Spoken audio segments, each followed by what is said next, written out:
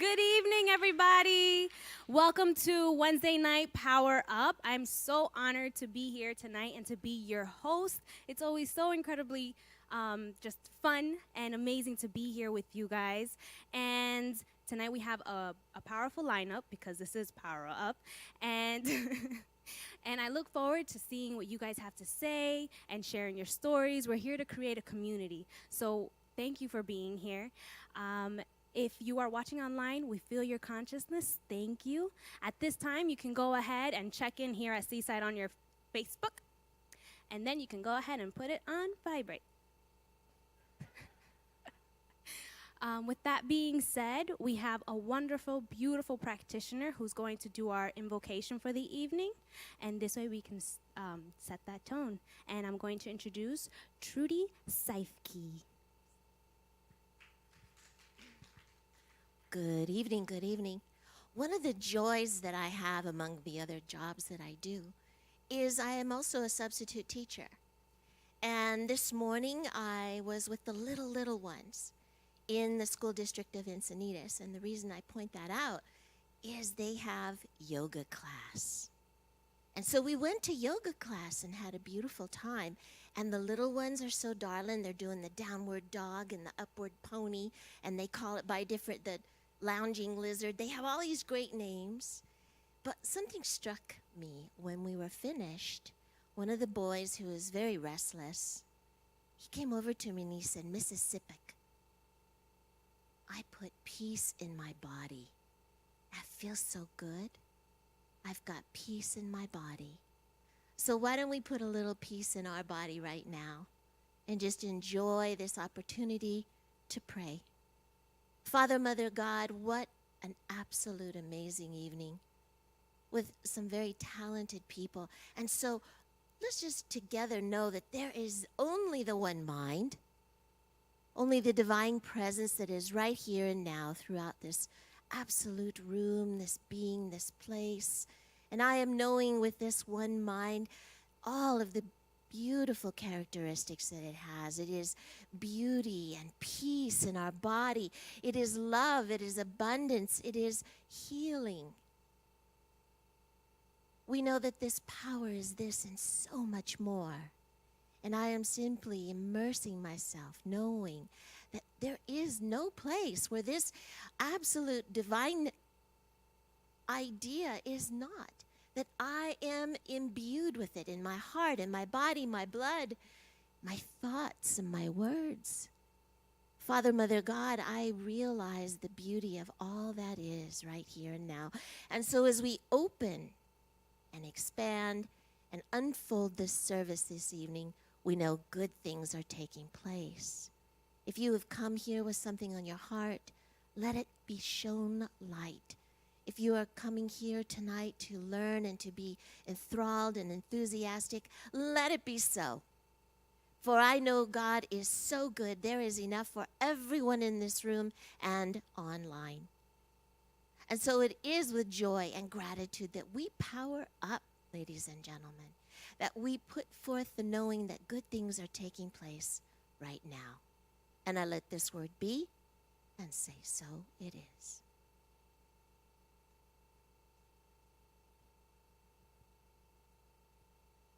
Ooh, thank you, Trudy. Okay. So, with that beautiful invocation being said, we actually have Kenny Dye here, and she's originally born and raised in Oklahoma, and of course you can feel it in her voice, you can feel it in her music. She's radiant, she's beautiful, she's loving, she's a very strong singer, and she's actually traveled with the New York City Broadway. And she's been on tour, 4 national tours, and she has an album out as well. So she's also a recording artist. With all that being said, help me give a warm welcome to Kenny Dye. Hello, good evening. Are you ready to power up? Yeah, me too.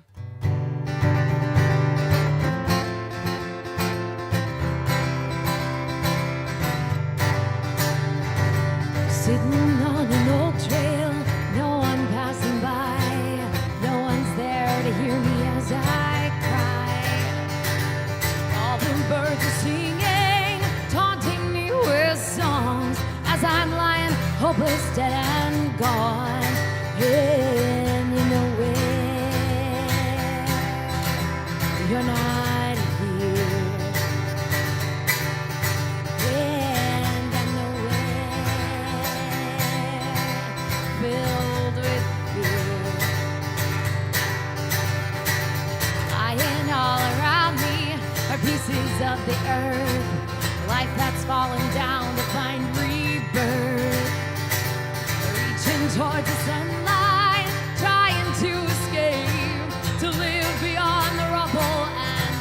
shade in the light that finds a way. Keep growing and always change. I'm not going back to what I've known. The line's been drawn, yeah, I'm moving on. And I will not pretend to play the game. It's time to change.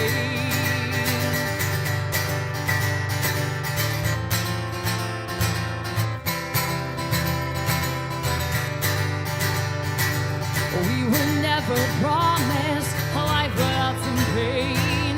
Even sunny skies send us rain. All that we've been given is for us to choose what we want and what we've got to do. And I know that I'm not meant to be. And I see my relief, and I'm running free. I'm not going back to what I've known. The line's been drawn, yeah, I'm moving on. I will not pretend to play the game. It's time to change. I'm not going back to what I've known. The line's been drawn, yeah, I'm moving on. I will not pretend to play the game. It's time to change. And we're nowhere, we're not meant to be. So run, run, run, run, run, just run free. And we're nowhere, we're not meant to be. So run, run, run, just run free.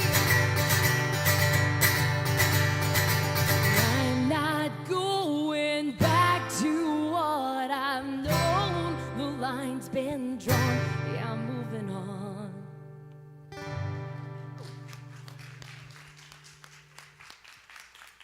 Woo! She's awesome. Thank you, Kenny. Always, every time. Makes me want to dance. All right. So at this portion, we're going to start with our intention. For our intention, we have a woman here today who knows a lot about intention. Our call to action speaker, Kimjera Whittington, she's lived in this movement of science of mind her whole life. She's grown up with it. She's a ministerial student. She's one of the key players that helped put this Power Up together, along with Leslie Goodwin. She's a high-powered worker. She just does everything. Entrepreneur, mother, ministerial student. I don't know how she does it all, but she's amazing.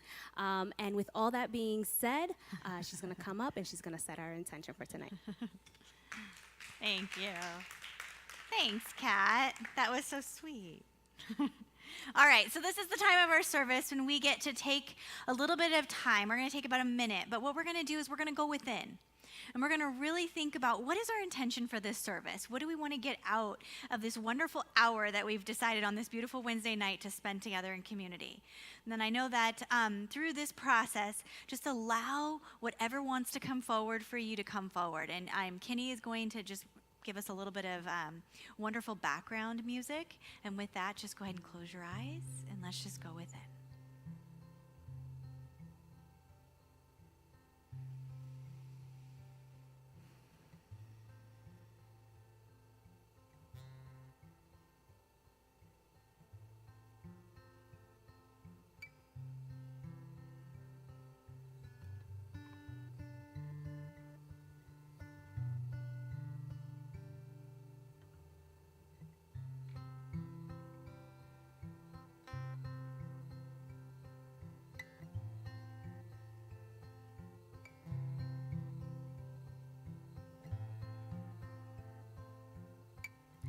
just take another deep breath and just allow yourself to come back into the room.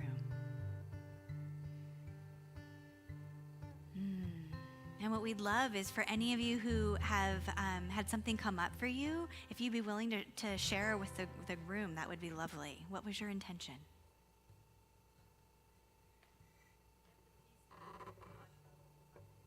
Oh, that's gorgeous, to get the peace back that you felt on Sunday. I love it. Progress. Ooh, good one. Clarity. Love it. A reminder. Mine was unconditional love. All right. And with that, I'm going to go ahead and go right into my talk title today. So my talk title today is Living the Dream. And with this, I just want you to take a moment, and you don't have to close your eyes, or you can close your eyes. It's totally up to you. But what I want you to do is just think about your life right now. And what comes up for you when you think of the phrase, am I living the dream? Is there anything specific that you really feel kind of defines that phrase for you? What do we want our life to be? Maybe that's another question you could ask yourself. And does it look today like you had anticipated it looking? Does everybody kind of have that image? Great.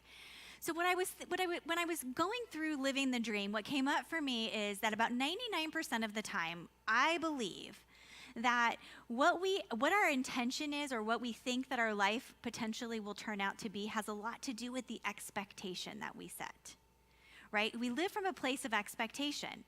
And I think a lot of times that expectation comes out in the form of we put our expectations on other people or things or situations, and half the time, the people or the things or the situations have no idea that I am expecting it or you to respond in a specific way, and when you don't respond that way, then I'm disappointed, and you now didn't fulfill my expectation. But you see how funny that is? You don't even understand that I now have an expectation that you're going to respond to me a certain way, treat me a certain way, do something for me. And I never told you about it to begin with, so you're kind of in the dark, right?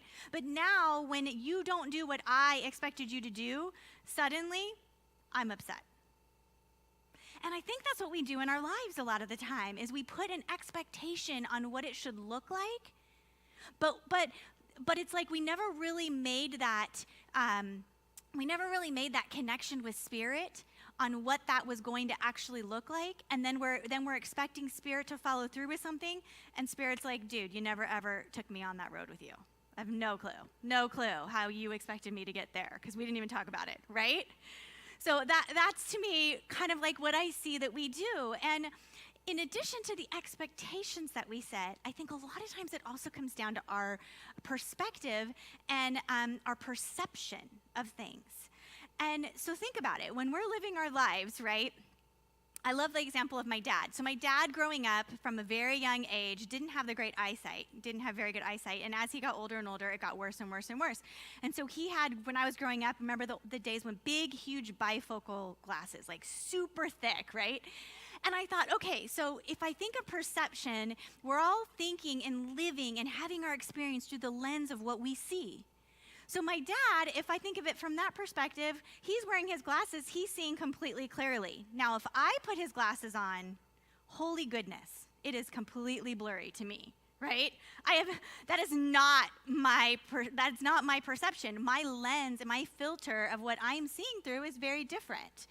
And so what I might think seems completely real and perfect or not perfect, or I might define it or label it, my dad sees perfectly clearly through his perspective. Do you see that? And we do that in our lives because we don't really take the time to think, okay, what belief systems, what core beliefs do I have? What past experiences have made my perception of life, my lens that I'm seeing everything through, show up in a specific way? You know, have I had huge successes that maybe give me this sense of euphoria and this sense of accomplishment that somebody next to me may not have? Or have I had some failures that maybe have changed my perception that way? And now suddenly things seem very difficult when maybe to somebody else they'd look at the situation and say, it's not that big of a deal, right? But I cannot put what I believe onto somebody else because their glasses, their filter is completely different. It reminded me of going to like the grocery store as a good example and looking at the grocery teller, and let's say you get a grocery teller that doesn't smile at you. Everybody had that experience where you go there and they just don't smile at you. Well, my filter, my perception could be, wow, that person didn't smile at me. He must either not like me, something must be wrong with what I'm looking like. Maybe he's just having a really bad day. Maybe he's just a really mean person, right? We can make up that big of a story, and really the truth is, maybe he's just thinking about the conversation he just had with his daughter, and his mind is in a different place right now, right? It has nothing to do with me that he didn't happen to smile at me, and yet my filter, the things that, if people don't smile at me, that must mean they don't like me, or that must mean I'm not dressed right, or that must mean, that they just don't like living life, right? That comes through my filter. That doesn't come through them. And so the power is in claiming that back and saying, okay, what view am I having of this situation? And how can I ebb and flow or shift that to have a different perspective? Okay, so the wisdom of the movie Shrek. You guys all seen the movie Shrek? Okay. I know, I have a 9-year-old, so we were watching that the other day, and one of my favorite parts is when Donkey and Shrek are walking through the woods, and Shrek is talking about how he's saying, I've got layers. I've got lots of layers like an onion. You peel me back, I'm like an onion. And Donkey's like, what? You don't want to be an onion? No, you don't want to be layers like an onion. You want to be a parfait.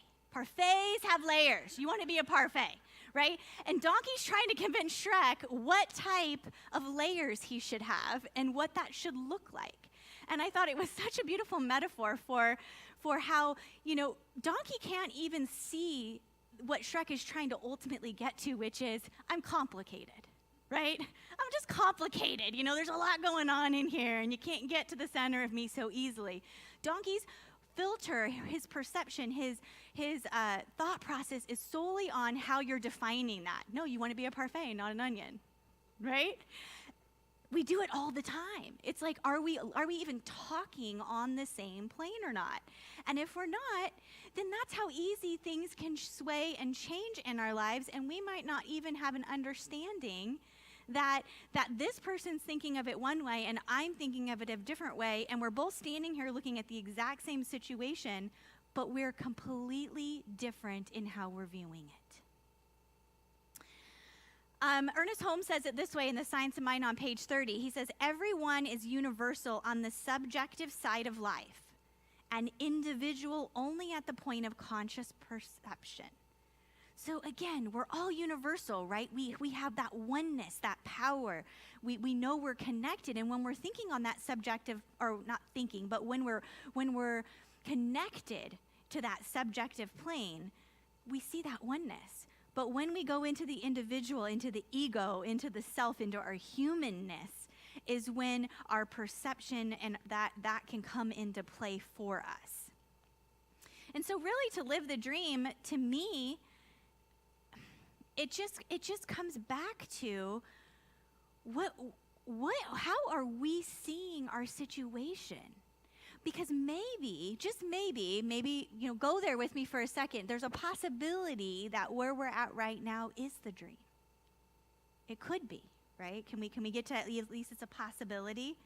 May not be where we ultimately, want to expand to, but right now God is acting through us as us. And so there is this possibility that we are right and perfect right where we are. And I think that where that comes up in probably the most in our lives, and probably where for a lot of people it can be the most triggering, is around the finances. Yeah? You with me? Yeah. So finances tend to trigger that a little bit, like, well, don't tell me that my life is great when this is where I'm at. But I offer you a perspective of what if. I mean, everybody has their own understanding of what their limitations are and what their level of success is within their own lives, and we're not all the same. So to me, I might be perfectly happy with $10,000 in my bank, where somebody else might be perfectly happy if they have $1,000 in their bank. And another person might not really be comfortable until they have $50,000 in their bank, right? It's all perspective. I'm really excited that right now we have 3 cars because my son just turned 16, started driving, and we got him a car. And let me tell you, the freedom that gives parents is amazing. Yes, it is like amazing to have him be able to go and pick up my daughter and take her to get Jamba Juice. But I digressed a little bit there. But for me, that's exciting, right? But for somebody else, maybe just being able to have Uber, maybe being able to hop on a bus and walk and get to where they want to get to is perfect. So I can't put my expectations in my understanding of what that would look like for me onto somebody else, because it's different perspectives, it's different ways of living. And so I think when you look at our finances, who's to say that we're not already perfectly wealthy? We don't. It's all within ourselves of the level of where we're at. And I am open to, if we want to change that, we can. That's the beauty of our teaching. That's the beauty of living in this message and in this philosophy, is that we can change anything. So if we see that and we say, yeah, that's not exactly where I want to be right now, that's okay. We have the ability to shift. So maybe, throwing it out there as a maybe we need to go and get new glasses, right? We need to get a new perspective. So maybe that means working on our belief systems, working on those core beliefs that have brought us here, talking through some of those failures that maybe we had that are now defining the decisions that we're making in our lives. Maybe we're wearing somebody else's glasses, right? I know often I wear my husband's. I'm with him 24/7, and so there are times when I'm like, whoa, I just saw that situation I'm wearing his glasses. Like, that would not be my normal view of that. But being so close, I happen to look at it from his perspective, or maybe we're looking at it through the glasses of our parents and how we grew up, right? But the beauty is we can change that, and we can go and we can get that perfect prescription to be wearing exactly what we want to see through to create the life that we want to see. I would say here at Seaside, we've been doing the Pledge program. And through that, on Sundays, Christian's been talking about King Arthur and kind of the Knights of the Round Table and the Holy Grail and the search for the Holy Grail and all of that. And it was interesting because when I was thinking about what Arthur did, I think this idea of creating community is powerful. And Arthur put together his round table specifically so the knights could all sit together and they could have a conversation around a table and support one another and help one another and encourage one another. And together, they created an environment where they could then together go get that Holy Grail. And I found that so beautiful because I think that bringing in our communities and our friends and our family when we're trying to shift our perspective is a good thing. Now, you want to bring in people who are going to tell you the truth, right? We can bring in people who are going to tell us what we want to hear, but that isn't going to help us. But if we have somebody who we really, truly trust and admire and respect, who will say, I see how you see that, and maybe you could look at it this way. And you'd go, oh, yeah, that's a great way to see it. And suddenly there's a shift that happens. Those are the kind of people that you want to have in your life. And if you bring them into the conversation, then I think that can also be something that can really help us change that perspective for us and how we're perceiving things and what lens we're looking through. Goldsmith has this great statement in his book, Practicing the Presence, and it's a little bit long, but I want to read it because I think this idea of living the dream we've talked about changing our views. We've talked about bringing in our friends and family and the community view. But I think ultimately it always comes back to source. It just does. Because it's our connection with that oneness, with that spirit, with that wholeness that ultimately helps us get to where we want to go to. And Goldsmith says it better than I could ever say it. He says, fulfillment comes about only as you and I are able to relinquish the personal sense of self in order that God may fulfill itself. Let us be ever alert to avoid any egotistical sense that God is fulfilling you or fulfilling me, is doing something for you or doing something for me, or is doing something to you or to me. Spiritual fulfillment means God fulfilling itself, fulfilling its destiny. Wow. That to me kind of sums up when we're connected at that level, that there is this amazing sense of spirit that we can feel and know is guiding us, is with us, is part of us. And I think that's what Goldsmith is saying, is we need to tap into that, because ultimately spiritual fulfillment is knowing that we're doing it as the representation of the divine. And when we look at it from that perspective, our lives look pretty flippin' amazing, right? Do you think God would ever say that any one of our lives isn't right and perfect just the way that it is, and that we aren't living the most amazing dream ever because God dreamed it up with us, right? Ernest Holmes says this, and I'm going to leave you with this. He says, within us is the unborn possibility of limitless experience. Ours is the ability to give birth to it. Actually, I think he says privileged. I like that word. He says ours is the privilege to give birth to it. As you go through this process within yourself, and you look at where your life is and what your dreams are and what you're trying to come forth for yourself, know that you have the privilege to give birth to it. And it is limitless. There is no separation. There is no pleading that needs to be done. You literally have the power right here and right now, and at each and every moment you can create that. And so it is.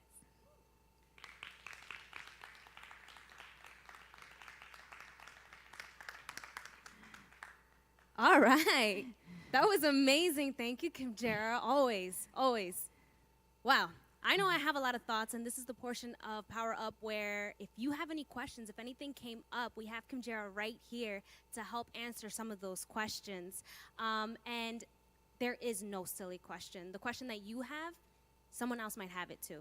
So maybe this is your chance to be courageous and ask that question for you and someone else. I will be walking down. All right. And running the mic, if anyone has anything. So I try very hard to be patient with myself when I am speaking to someone and my point, let's say, isn't getting across. And so that perception is being held, I love your examples, with two different sets of eyeglasses. Mine are indoor, outdoor. Anyway. Right. What are some other gentle, loving ways to just bring attention to that? Meaning, I recognize something different is going on in your mind than mine. What are some different ways we could gently say we're aware of that? Yeah. I personally, if you're comfortable with it, I like physical touch. Because I think a connection happens if you were just to reach out and maybe touch their arm, touch their hand, and just say, I think we might be missing each other right now. There's a love that comes with, I think, some touch. You guys are laughing. Oh, that's awesome. That's awesome. I would say, that's awesome. I would say in addition to that, I think there's I love, my husband and I call it meta-communicating. I think that's another way to do it. And what meta-communicating for us is, and I don't know if this is the correct psychological term, but it's communicating about our feelings. So there's no ego that gets involved, because it's more about, I'm feeling right now like we might be missing each other on this conversation, and I just wanted to make sure that I'm hearing you and you're hearing me, and that I'm able to feel, or that I'm able to be present to what's being said, or something like that. But you're more talking about the communication of the communication and not necessarily talking about the issue. Yeah, those are the two that I would say. Okay, is there any other questions, comments, concerns?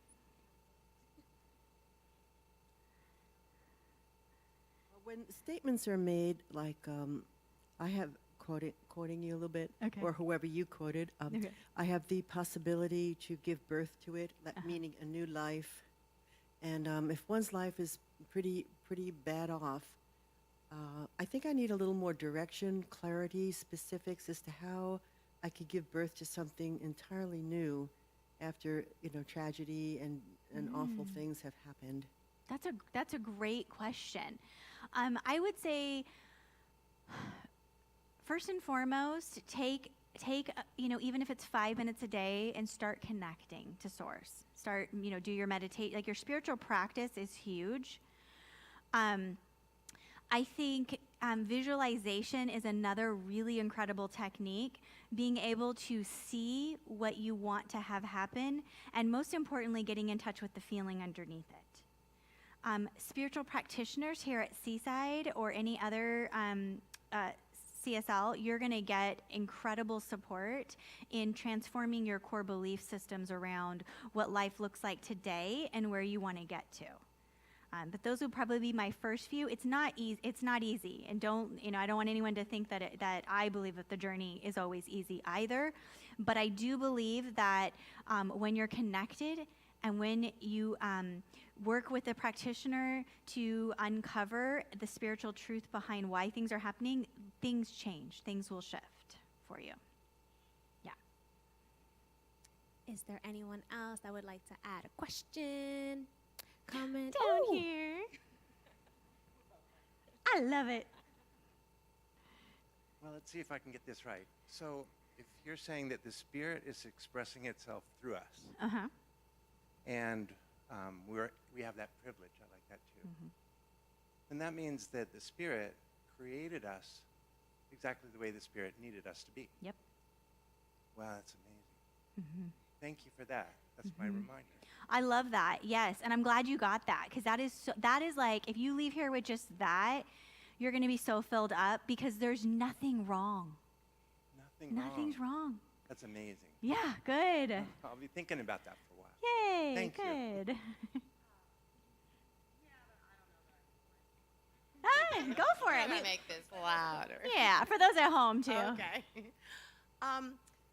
The change I'm going through, very big change, and it brought me back to the childhood belief of this, and so I'm glad. But I have someone in my life who's very important, my mother, and she's very, very negative. Was very negative about religious science of them, and with my grandmother, and very negative about it with myself. And so I've chosen to have a relationship with her because she's my mother, and that is what I will do. But it's very hard for me to go there and be and stay, and she picks and picks and picks, and then I need to find that, and my perspective gets very warped. How do I continue, because I'm still learning and under construction, how do I continue to take her negativity and say, I'm okay, this is okay, I can still, how do you continue to be with someone who has no light? None. Well, I would start by challenging the belief that she has no light. Because, yeah, we'll just leave it at that. What's interesting is, actually, I'm not going to leave it at that, because what's interesting is, darkness is literally the absence of light, but light is always there. It's a principle, right? It's always available. It's never gone. So unfortunately, I guess I would just reframe it as she's lost her sense of the light at this moment, right? Okay. Secondly, I would say that is a beautiful and totally common. I have somebody in my life very similar, and what I've done is I set very clear boundaries for myself, and that's what protects me. And so I set boundaries of what I'm okay hearing, and when I'm going to actually speak up, and how I'm going to do that in a loving way. I set a boundary with my spouse where we have a code word when we're around. And it's something funny like strawberries or something, silly. And so that helps so that I can feel safe. A lot of it's about staying grounded, because I get that, because I tend to kind of like float out of my body. Like, I don't want to hear it, so I tend to want to kind of leave my body, and like I'm a shell of myself standing there having the conversation, right? You with me? Okay. So what the goal for me is I take them in baby steps, and I say my goal is to stay grounded. Yeah. So hopefully those are a couple little tricks. Mm-hmm. You're doing great. You're doing great. And it's okay to set boundaries. You don't have to hear the negativity if you choose not to. And so you have to know for yourself where your limit is. I know with this person in my life, I have a limit of about 2 hours. I do. It's okay. I can be fully present and grounded and loving for about 2 hours. That's mine, I probably shouldn't be admitting that on online. 4 hours, so we're okay. Comment on that, because sometimes when I'm like that, did I believe you said your mom? Sometimes when I'm like her, what really helps me is if somebody could really try to hear, say, below or beneath or within the chatter and the anger and the sadness and the hopelessness. If someone could just try to understand and maybe say one sentence to me. I know it's a bit of a cliche to say it sounds as if, but you could use that opening statement. When they do that to me, if they're really trying to listen and say something that they really kind of can get what I'm struggling with, it really helps me let go of that pressure and let go of that insistence on that negativity. It helps me relax a little bit. It may not change, everything, but it really helps me relax because I feel understood. Because most people, when I complain, they just want to flee, as you're saying, understandably. But if somebody really says for a minute, just it sounds as if I think what you're saying is such and such, it really helps me feel understood. So just wanted to say that. That's actually beautiful. Yeah, is empathizing is what she's describing. Yeah, sounds as if you're really sad, or I can sense that you're feeling really misunderstood. Those kinds of things might calm that. Great point. All right, thanks, guys. All right. I mean, we can go on forever, Yeah, we all could. night with all the questions. But I want to thank everyone who did stand up to ask your question, and the community that we're creating here where you feel safe enough to even answer a question yourself. This is what Power Up is all about. This is for you. And for those of you who didn't ask a question tonight, it's okay. You can hold it for next week. And with all that being said, we're going to put our hands together and welcome Kinney back on stage.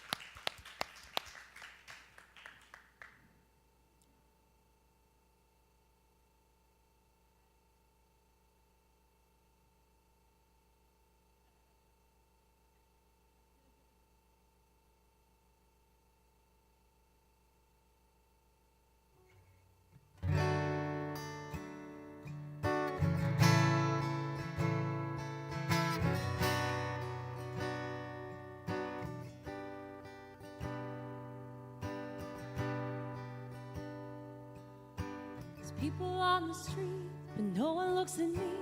Everybody sees with their head down now. It's all around. It's funny how we meet, looking at a screen, and we get to be anyone we like. And it's all right. When we are mad, you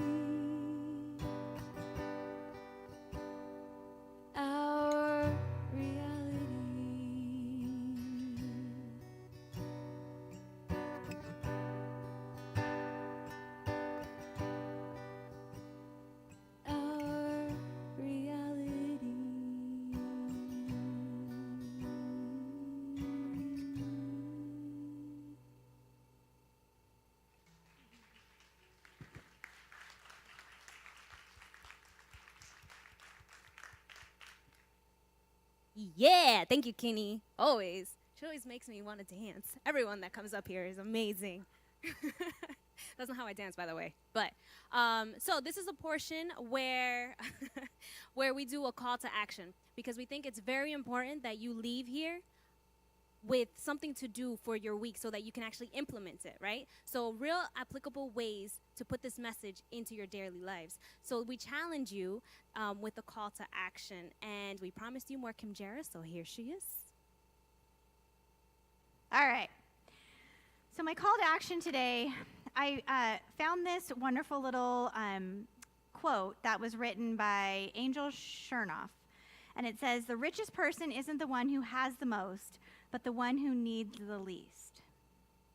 Wealth is a mindset. Want less and appreciate more today. Be thankful for your life, for your health, your family, your friends, and your home. Many people don't have those things. What I really, really wanted to get across was the beginning part, which I found, at first I was like, oh, and then I was like, oh.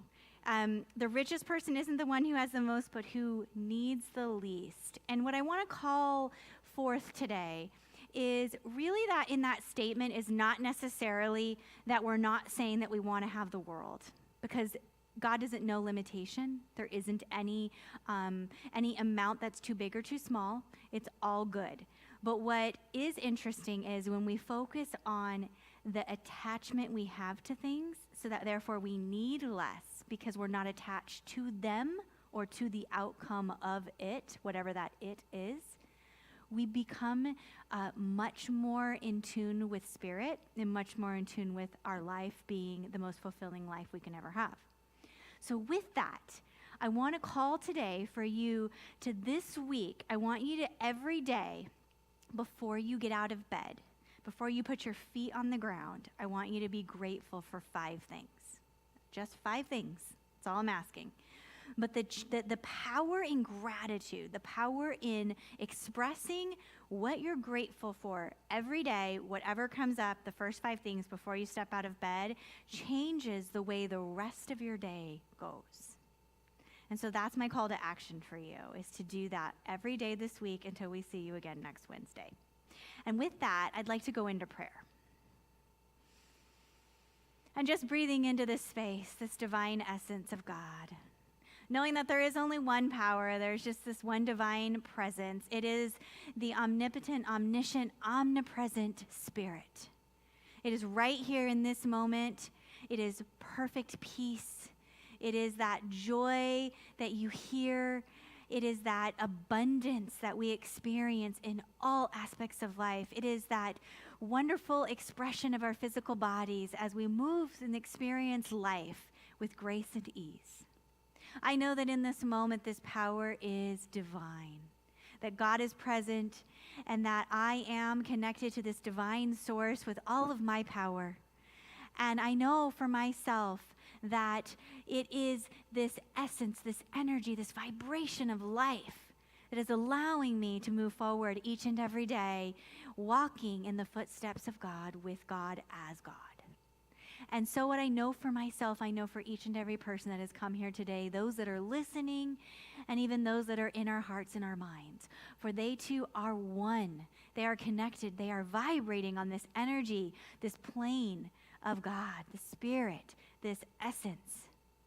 And so in this moment, I just know that anything that is unresolved, any fear, any trepidation, any thoughts of anything less than wholeness and perfection, any health challenges, relationship challenges, financial challenges, I claim right now that they all get put into the center of this space, this community right here and right now. And I allow them to completely dissipate into the oneness. For I know in the action of God, none of it can be true. There is no lack. There is no separation. There is only wholeness and vibration and love and kindness and humility.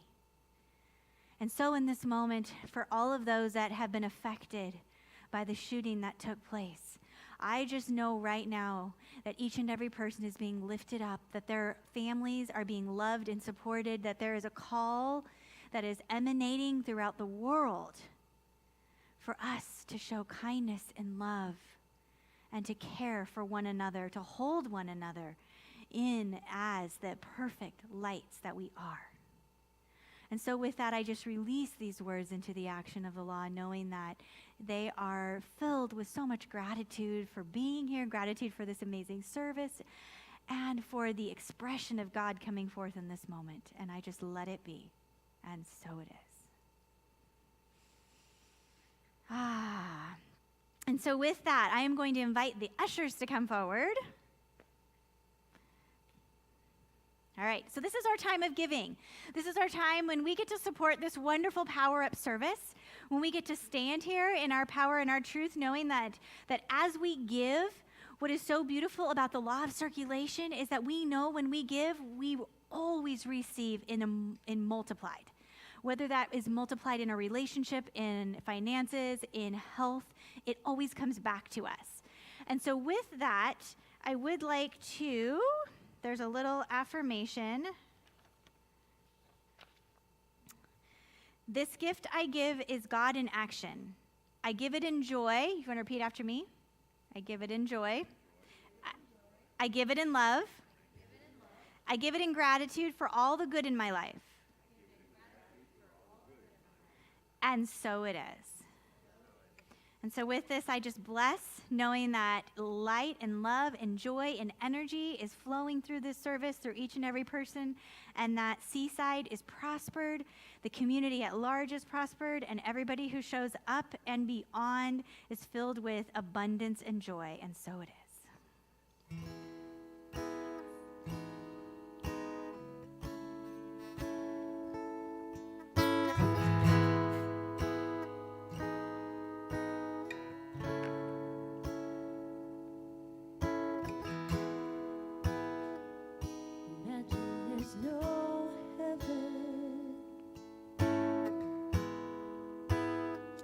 It's easy if you try. No hell below us, above us only sky. Imagine on the people living for today.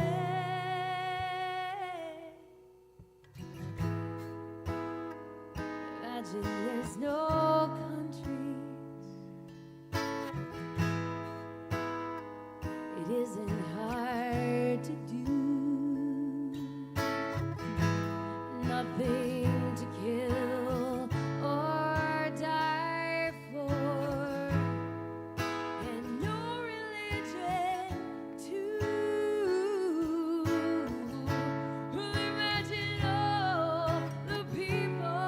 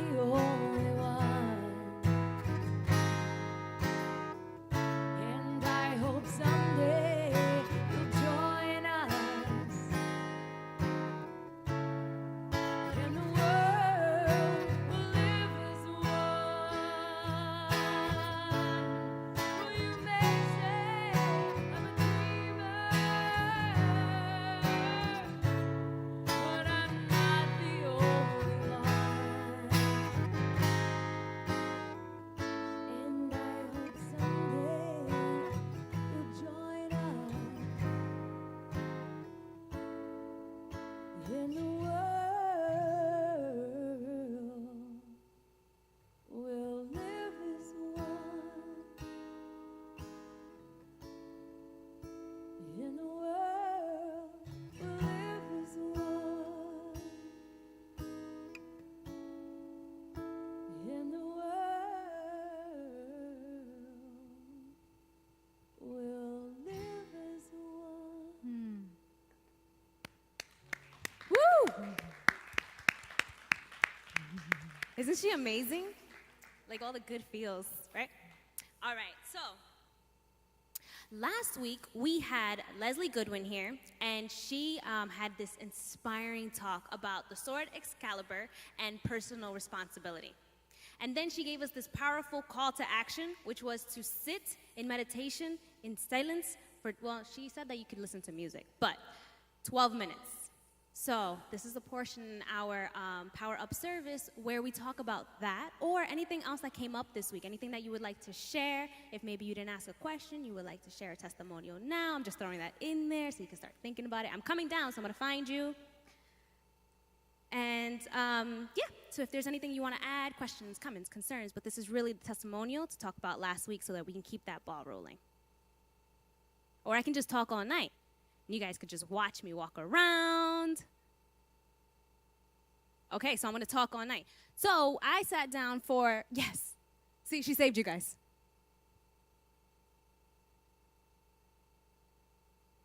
Hey, I wasn't here physically, but I was watching you on live streaming last week. And I did that 12-minute meditation, kind of just getting within myself.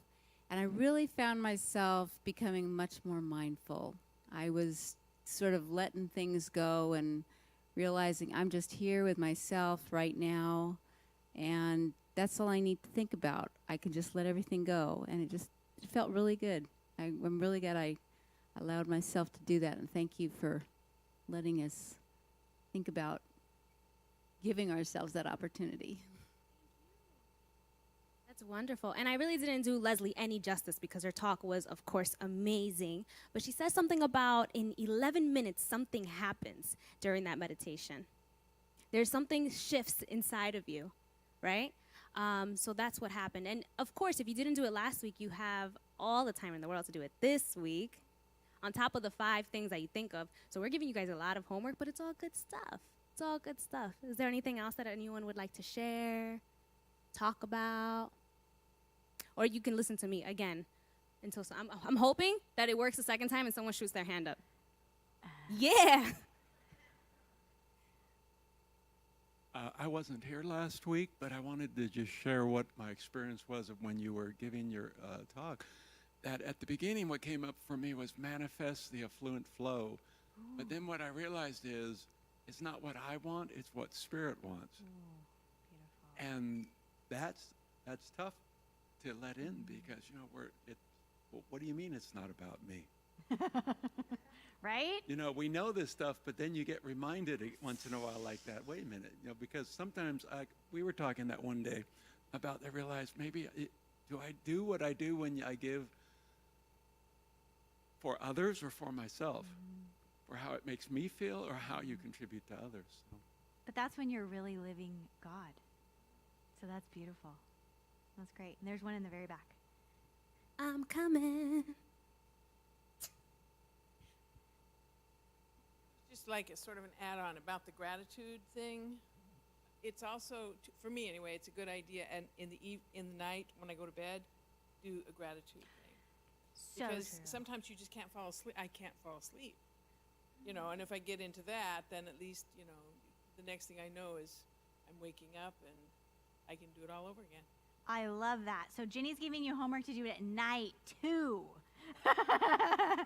It's awesome though. It is true. It's if you do on both sides. I mean, your dreams, your sleep, everything, and then you wake up refreshed and go through your day feeling good. Yeah, great. Gratitude in the morning, gratitude at night, and then you There's do a your song meditation. like that, I think.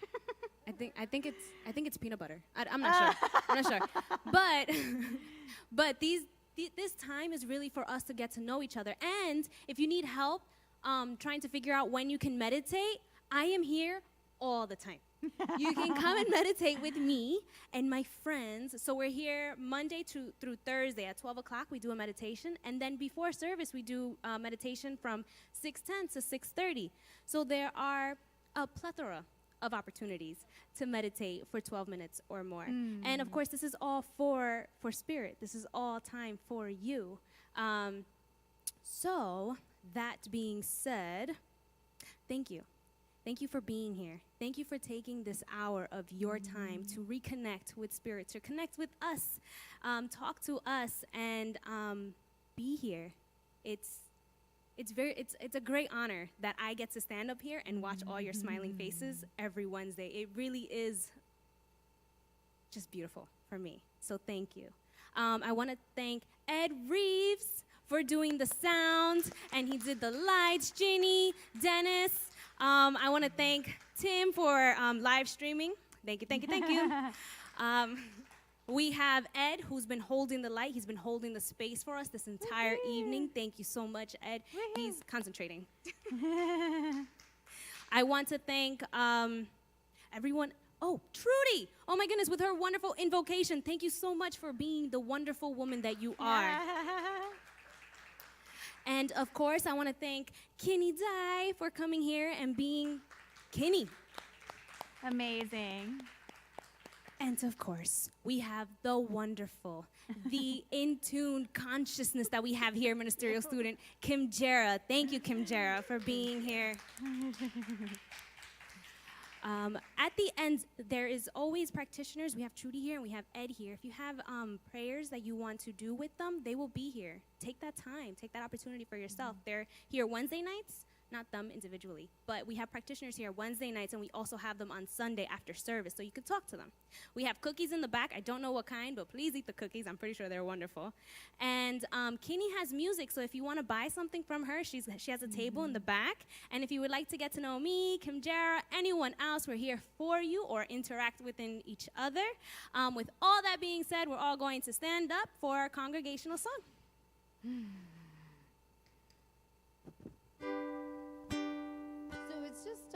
It's 4 little phrases. We did this last time that I was here, and I just wanted to bring it again. I teach yoga, and I sing this song at the end of my yoga classes during Shavasana.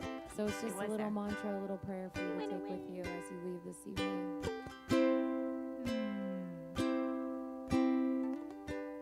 May there be peace within you.